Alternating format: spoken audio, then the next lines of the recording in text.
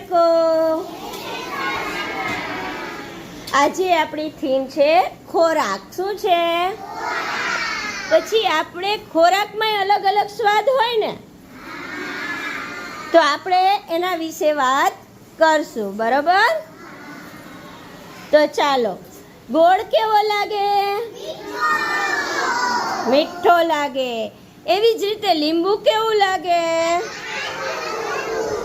ખાટું લાગે.